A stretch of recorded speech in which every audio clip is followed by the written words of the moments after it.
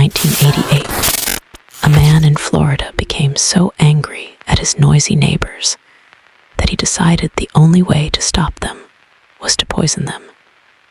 His name was George. He was around 40 years old and living in Aluris, Florida. George saw himself as smarter than everyone around him. He was even a member of Mensa, a group for people with extremely high IQs. He also worked as a chemist and had already spent time in prison for making methamphetamine. But despite all of that, George had one huge problem. He absolutely hated the family living next door to him. The family was called the Carr family, and according to George, they were constantly making noise. There were several people living in the house, but the biggest problem for him was the two teenage boys. The boys were always outside playing loud music, yelling at each other, and riding around the neighborhood. Their dogs barked nonstop and even chased George's cat around. To George and his wife, it felt like there was never any peace and quiet. Then one day in 1988, things finally boiled over.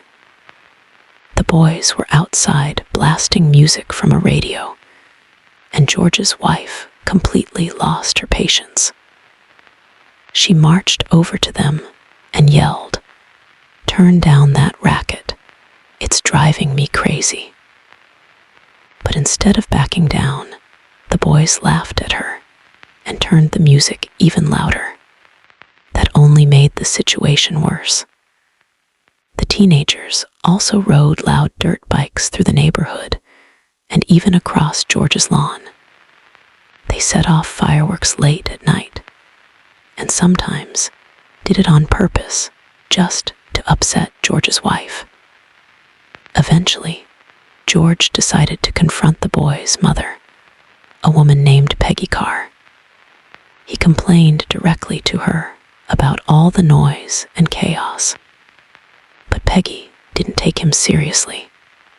She thought George and his wife were overreacting to normal teenage behavior.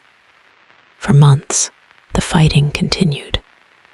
Loud music, dirt bikes, fireworks, arguments between neighbors. Nothing changed. So George decided to take things further. He typed out a threatening letter that said, "You and all your so-called family have 2 weeks to move out of Florida forever or else you all die." Then he left the letter on the Carr family's front door. But Peggy and her husband thought the letter was just some stupid prank, so they ignored it completely. The noise continued like nothing happened.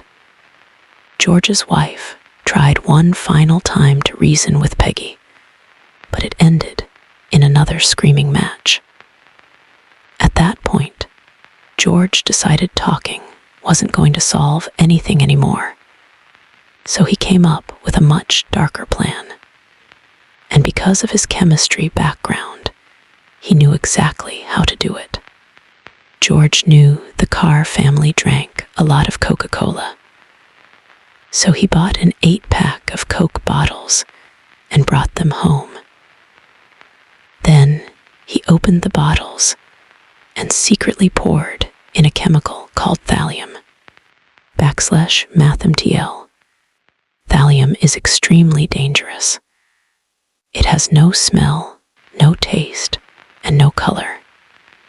If someone drinks it, it can slowly kill them without them even realizing they've been poisoned. After putting the thallium into the bottles, George carefully sealed them back up so they looked untouched. Then he waited until the Carr family wasn't home. According to reports, their door was unlocked, so George walked right inside the house. He went into the kitchen, found their Coca-Cola pack, and swapped it with with the poisoned bottles. Then he quietly left and went back home to wait. Not long after that, Peggy drank one of the sodas.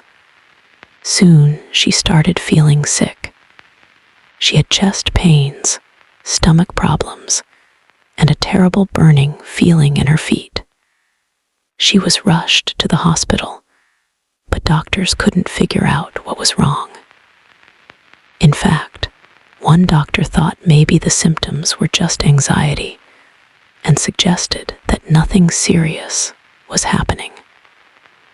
Peggy was eventually sent back home, but her condition kept getting worse. She could barely walk anymore, and her hair even started falling out. Then her 2 teenage sons became sick too. Now doctors knew something was seriously wrong.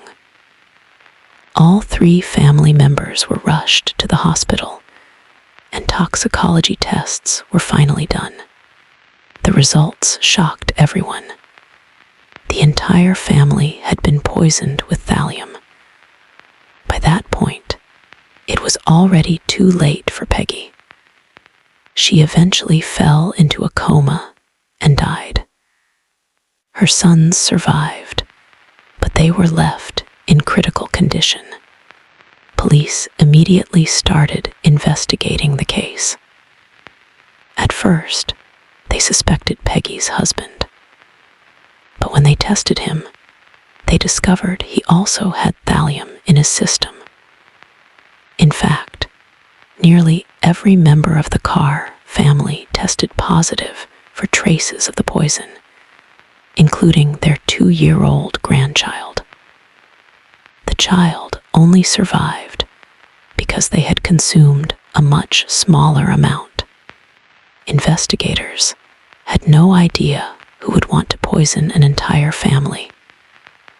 That's when Peggy's husband told them about the threatening letter left on their front door months earlier. Eventually, police brought in George for questioning. During the interview, detectives noticed he looked nervous and fidgety. Then they asked him why anyone would want to poison the Carr family. George replied, "Someone must have wanted them to move out of the neighborhood." Detectives immediately noticed how similar that sounded to the threat in the letter. Right away, George became their main suspect.